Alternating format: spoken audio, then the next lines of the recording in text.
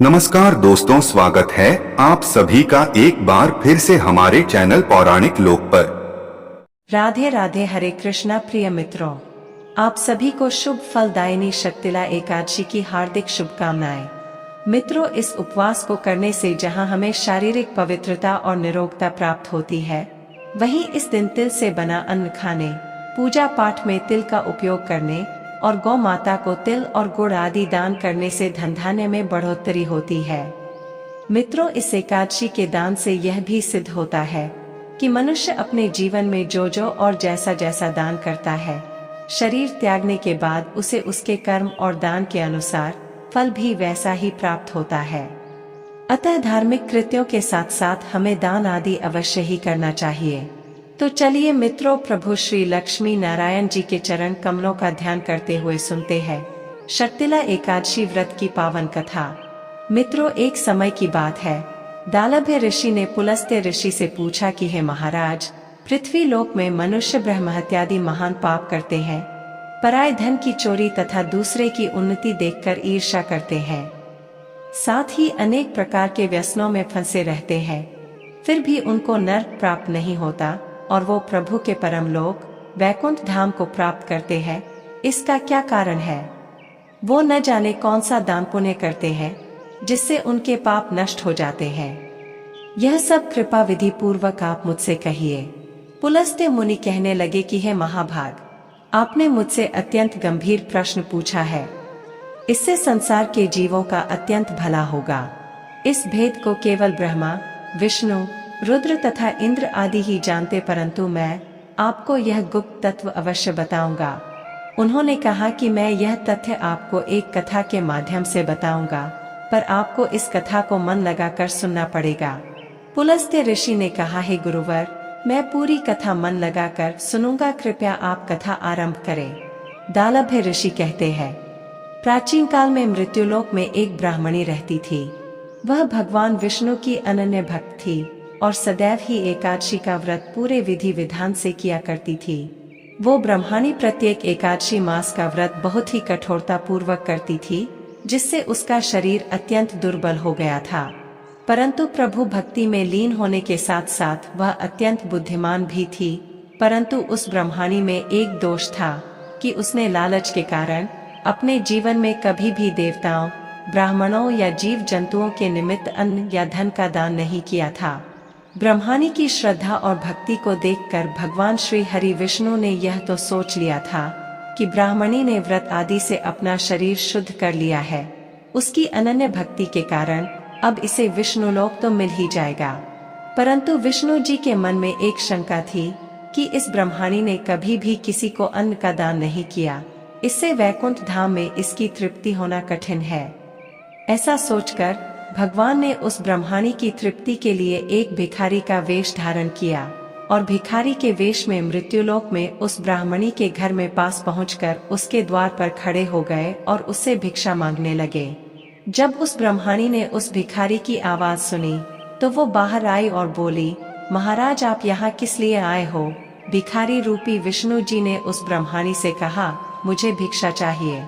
इस पर उसने एक मिट्टी का ढेला प्रभु के भिक्षा पात्र में डाल दिया और बोली, महाराज ये लीजिए, भिक्षा मेरे पास आपको देने के लिए बस यही है।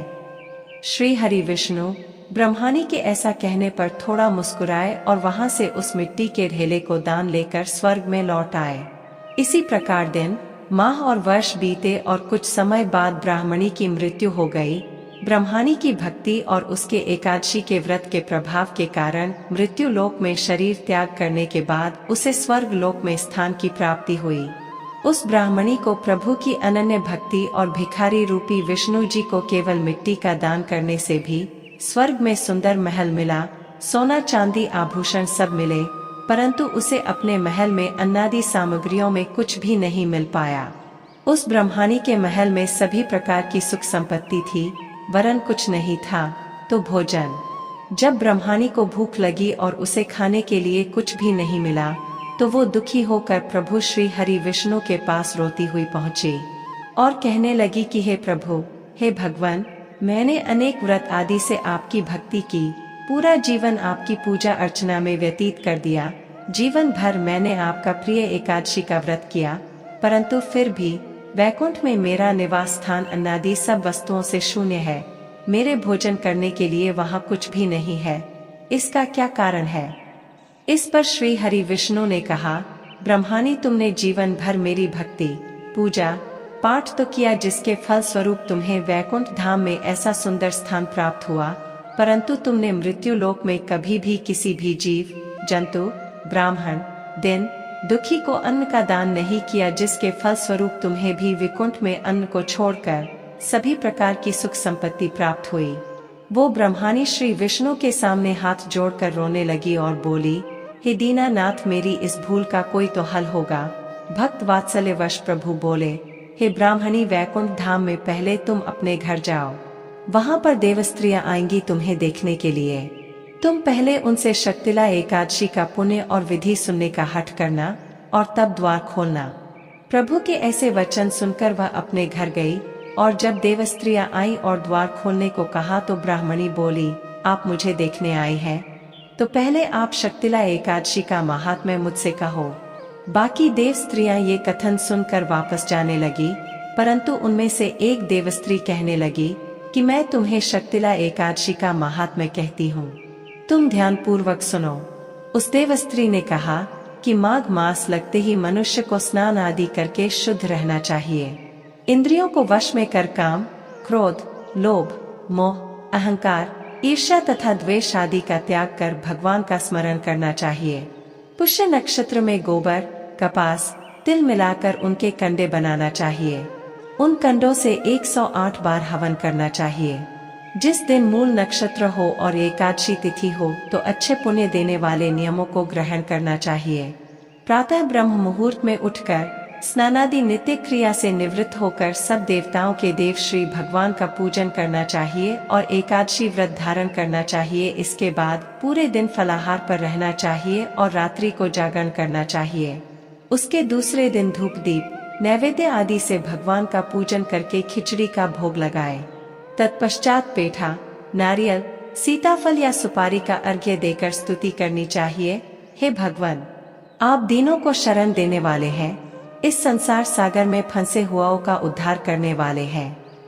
हे पुंडरीकाक्ष, हे विश्वभावन, हे सुब्रह्मण्य, हे पूर्वज, हे जगतपते, आप लक्ष्मी जी सहित इस तुच्छ अर्घ्य को ग्रहण करें। इसके पश्चात जल से भरा कुंभ, घड़ा ब्राह्मण को दान करें तथा ब्राह्मण को श्यामा गौ और तिल पात्र देना भी उत्तम है। तिल स्नान और भोजन दोनों ही श्रेष्ठ है। इस प्रकार जो मनुष्य जितने तिलों का दान करता है उतने ही 1000 वर्ष स्वर्ग में वास करता है। इस दिन 6 प्रकार से तिल का उपयोग करना चाहिए। 1. तिल स्नान, 2. तिल का उपटन लगाना चाहिए, 3. तिल का हवन करना चाहिए, 4. तिल का तर्पण करना चाहिए, 5. तिल का भोजन करना चाहिए और 6. तिलों का दान करना चाहिए। ये तिल के 6 प्रकार के उपयोग करने चाहिए। इनके प्रयोग के कारण ही यह शक्तिला एकादशी कहलाती है। इस व्रत के करने से अनेक प्रकार के पाप नष्ट हो जाते हैं और प्रभु का आशीर्वाद प्राप्त होता है। उस ब्राह्मणी ने उस देवस्त्री के कथनानुसार शक्तिला एकादशी का व्रत किया। इसके प्रभाव से वह सुंदर और रूपवती हो गई तथा उसका घर अन्नादि समस्त सामग्रियों से युक्त हो गया। अतः मनुष्यों को मूर्खता त्याग कर शक्तिला एकादशी का व्रत और लोभ न करके जीवन में जीव जंतु, दिन दुखियों, ब्राह्मणों आदि को भोजन का दान अवश्य करना चाहिए। इससे दुर्भाग्य, दरिद्रता तथा अनेक प्रकार के कष्ट दूर होकर मोक्ष की प्राप्ति होती है। मित्रों, यह थी शक्तिला एकादशी व्रत की। अब चलिए मित्रों, प्रभु लक्ष्मी नारायण जी के चरणों का ध्यान करते हुए सुनते हैं एकादशी माता या 11 माता की कथा। मित्रों, एक राज्य में एक राजा रहा करता था। राजा बहुत ही बुद्धिमान और बलशाली था। राजा सदैव अपनी प्रजा का बहुत अच्छे से ध्यान रखता था। प्रजा भी अपने राजा को बहुत पसंद करती थी। राजा की 2 बेटियां थीं। राजा अपनी दोनों बेटियों से बहुत प्रेम करता था। राजा की छोटी बेटी देखने में बहुत सुंदर और आकर्षक थी और राजा की बड़ी बेटी छोटी बेटी के मुकाबले थोड़ा कम सुंदर थी। राजा की छोटी बेटी 11 माता की पूजा किया करती थी। सभी लोग राजा की छोटी बेटी से बहुत प्रेम करते थे और बहुत प्रशंसा किया करते थे। राजा भी अपनी छोटी बेटी को बड़ी बेटी से अधिक प्रेम करता था, जिस कारण राजा की बड़ी बेटी को अपनी छोटी बहन से बहुत नफरत होने लगी थी। राजा की दोनों बेटियां जब बड़ी हो गई तब एक पड़ोसी राज्य में रहने वाला राजकुमार राजा की बड़ी बेटी के लिए रिश्ता लेकर आया। लेकिन जैसे ही उस राजकुमार की नजर राजा की छोटी बेटी पर पड़ी तो वह राजकुमार राजा की छोटी बेटी पर मोहित हो गया और उससे पहली नजर में प्रेम कर बैठा। उस राजकुमार ने राजा की बड़ी बेटी के साथ विवाह करने से मना कर दिया और उसने राजा से कहा कि मैं आपकी छोटी बेटी से विवाह करना चाहता हूँ। जिसके बाद राजा की बड़ी बेटी यह देखकर अपनी छोटी बहन से बहुत क्रोधित हो गई और राजा की बड़ी बेटी ने अपनी छोटी बहन को अपना सबसे बड़ा दुश्मन मान लिया। राजा की बड़ी बेटी ने अपनी छोटी बहन से बदला लेने का निर्णय लिया, जिसके लिए उसने अपनी छोटी बहन को जान से मारने का योजना बनाई। राजा की बड़ी बेटी ने अपनी छोटी बहन को मारने के लिए सबसे पहले एक लड्डू में जहर मिलाकर अपनी छोटी बहन को दे दिया और उसको लड्डू खाने के लिए कहा, लेकिन लड्डू खाने के बाद भी छोटी बहन को कुछ नहीं हुआ। बड़ी बहन यह देखकर बहुत आश्चर्यचकित हो गई, लेकिन बड़ी बहन ने हार नहीं मानी और उसने जब रात में छोटी बहन अपने कमरे में सो रही थी तब एक मटके में सांप को रखकर कमरे में छोड़ दिया। लेकिन सांप भी छोटी बहन का कुछ नहीं कर पाया। जिसके बाद बड़ी बहन ने अपनी छोटी बहन से कहा कि चलो हम लोग कुएं से पानी भर कर लाते हैं। जिसके लिए वह अपनी छोटी बहन को पानी भरने के बहाने से कुएं के पास ले गई और उसने अपनी छोटी बहन को कुएं में धक्का दे दिया। लेकिन छोटी बहन को तब भी कुछ नहीं हुआ, क्योंकि हर बार ग्यारस माता उसकी रक्षा कर रही थी। उधर बड़ी बहन अपने सारे प्रयासों के बाद भी असफल हो रही थी, जिससे वह बहुत क्रोधित होती जा रही थी। फिर उसने अपनी छोटी बहन के पास जाकर उससे खुद ही पूछा कि मेरी छोटी बहन, तुमको पता है भगवान ने सबकी मृत्यु एक निश्चित समय पर लिखी हुई है, पर बहन क्या तुमको पता है कि तुम्हारी मृत्यु कैसे होगी? क्या यह तुम जानती हो? तब छोटी बहन ने अपनी बड़ी बहन को बताया कि हाँ दीदी, मैं तो जानती हूँ मेरी मृत्यु कैसे होगी। छोटी बहन से यह सुनकर बड़ी बहन मन ही मन बहुत प्रसन्न होने लगी और उसने अपनी छोटी बहन से कहा कि बहन, मुझे तुम अपनी मृत्यु का राज तो बताओ। छोटी बहन के मन में कोई छल पाप नहीं था। उसने अपनी बड़ी बहन से कहा कि दीदी, मेरी मृत्यु, मेरे प्राण तो एक तोते में है, जो तोते के गले में एक हार है, उससे मेरी मृत्यु होगी। जब तक कोई भी व्यक्ति तोते को मारकर वहाँ हार अपने गले में पहन लेगा, मैं मूर्छित हो जाऊंगी और जैसे ही उस हार को अपने गले से उतारेगा तो मैं वापस से जीवित हो जाऊंगी। अपनी छोटी बहन की मृत्यु का राज जानकर बड़ी बहन बहुत ही खुश हो गई और उसने अपनी छोटी बहन को मारने के लिए उसके पालतू तोते को ढूंढना शुरू कर दिया। छोटी बहन को इस बात का आभास हो गया था कि कोई उसकी जान लेना चाहता है, जिसके लिए वह अपने पिताजी के पास गई और उसने अपने पिताजी से कहा कि पिताजी, मेरी मृत्यु के बाद मुझे जलाइएगा मत, बल्कि आप मुझे अपनी पुरानी वाली हवेली में एक पलंग में लिटाकर छोड़ दीजिएगा। अपनी छोटी लड़की की यह बात सुनकर राजा बहुत आश्चर्यचकित हो गए। राजा ने अपनी छोटी बेटी से पूछा, बेटी, तुम यह सब क्या कह रही हो? तब राजा की छोटी बेटी ने कहा, पिताजी, समय किसी के लिए नहीं रुका है, किसे कब क्या हो जाए किसी को कुछ पता नहीं है। और फिर राजा ने अपनी छोटी बेटी से कहा कि तुम ऐसी बातें क्यों कर रही हो? 2-3 दिन में तो तुम्हारा विवाह है। लेकिन छोटी बेटी ने अपने पिताजी को ऐसा करने पर मजबूर कर दिया और उनसे वचन ले लिया। राजा ने भी अपनी छोटी बेटी की बात स्वीकार कर ली और 2-3 दिनों के बाद जब शादी का समय आया तब राजकुमार बारात लेकर राजा के घर पर आया और राजकुमार और राजा की छोटी बेटी का विवाह शुरू हो गया। जैसे ही राजा की छोटी बेटी राजकुमार के साथ फेरे लेना शुरू करती है तो उसकी बड़ी बहन अपनी छोटी बहन के कमरे में जाकर उसके तोते को पकड़ लेती है और उसको जान से मार देती है और तोते की गले में जो था उसको अपने गले में धारण कर लेती है। जैसे ही बड़ी बहन उस हार को अपने गले में धारण करती है तो उधर छोटी बहन 3.5 ही फेरे ले पाती है और वहीं पर बेहोश होकर गिर जाती है। जिसके बाद राजा ने बड़े बड़े दर्द हकीमों को बुलवाया और अपनी छोटी बेटी का इलाज करने के लिए कहा। राजा की बात सुनकर वैद्य ने छोटी बेटी को जब जांच किया तो राजा को बताया कि आपकी छोटी बेटी ना तो जीवित है और न ही मरी हुई है। मैं ऐसा पहली बार देख रहा हूँ। राजा ने वैद्य और हकीम को यह बात बाहर बताने से मना कर दिया और उनको कहा कि अगर तुमने यह बात किसी को बाहर बताई तो हम तुम्हें फांसी दे देंगे। राजा ने अपनी छोटी बेटी को पुराने महल में जाकर एक पलंग पर लेटा दिया और वहां पर कुछ सैनिकों को तैनात कर दिया और वापस अपने महल पर आ गया। राजा की बड़ी बेटी अपने पिताजी के पास आई और कहने लगी कि पिताजी, अगर यह शादी संपन्न नहीं हुई तो आपकी इज्जत का क्या होगा? आप कहें तो मैं आपकी इज्जत बचाने के लिए राजकुमार से शादी करने के लिए तैयार हूँ।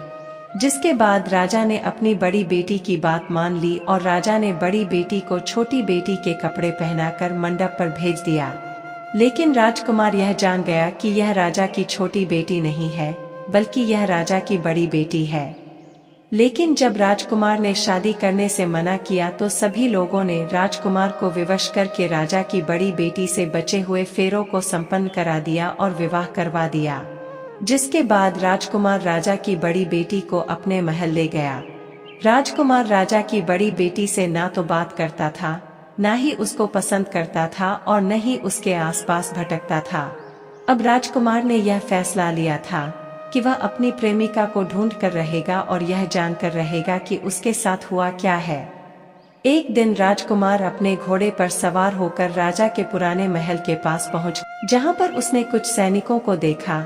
महल के पास पहुंचकर राजकुमार ने जब महल को ध्यान से देखा तो वह समझ गया कि यह तो हमारे ससुर जी का ही महल है। तब राजकुमार ने सैनिकों से पूछा, तुम लोग यहाँ क्या कर रहे हो और इस महल के अंदर उस पलंग में कौन लेटा हुआ है? जिसके बाद सैनिकों ने बताया कि यहाँ पर राजा की छोटी बेटी बहुत समय से सोई हुई है।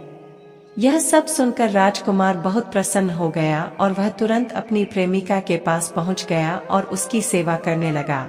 जैसे ही रात हुई तो राजा की छोटी बेटी उठकर खड़ी हो गई। राजकुमार यह देखकर बहुत खुश हो गया। उसने अपनी प्रेमिका से पूछा कि तुम यहाँ क्या कर रही हो? तुम मेरे साथ मेरे घर चलो। राजा की छोटी बेटी ने राजकुमार को सारी बातें बता दी कि मेरी जान एक तोते में बसी थी और मैंने यह बात सिर्फ अपनी बड़ी बहन को बताई थी और मुझे पता है कि उसने ही मुझे मारने का प्रयास किया है। उसके पास एक हार है जिसको वह सुबह पहन लेती है और रात को उतार देती है। जब तक वह हार को पहन कर रहती है तब तक मैं मूर्छित रहती हूँ और जैसे ही वह इस हार को उतार देती है तो मैं जीवित हो जाती हूँ। वो कहती है जब तक मेरी बड़ी बहन के पास वह हार है तब तक मैं ऐसे ही जीवित और मूर्छित होती रहूंगी। अगर मेरी बड़ी बहन के पास जो हार है वह मेरे हाथ में लग जाए तो मैं हमेशा के लिए जीवित हो जाऊंगी।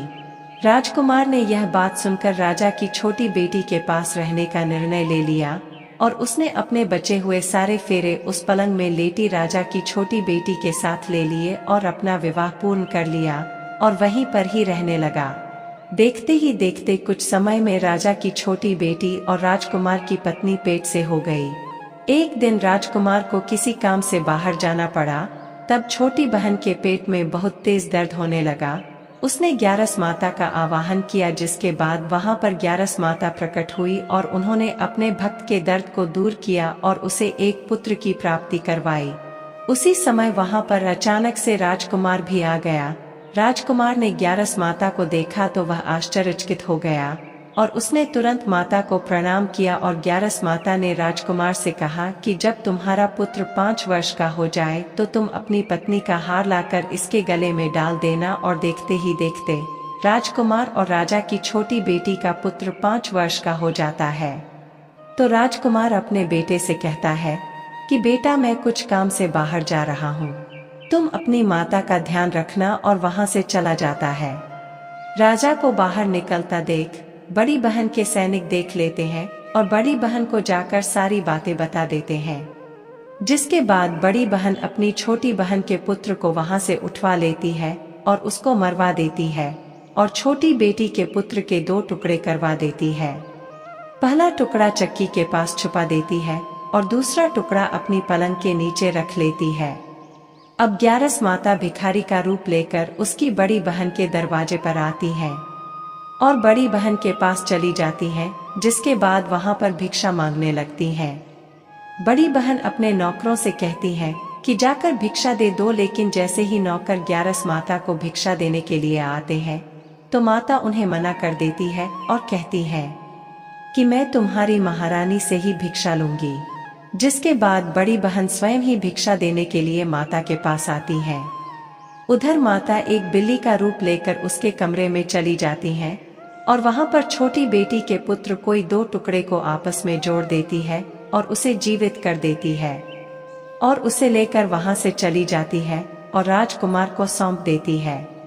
राजकुमार अपने बेटे को लेकर अपनी बड़ी पत्नी के पास जाता है और उसे कहता है कि तुम इसका ध्यान रखना, अगर तुम इस बच्चे का अच्छे से ध्यान रखोगे तो मैं तुमसे बात करूंगा।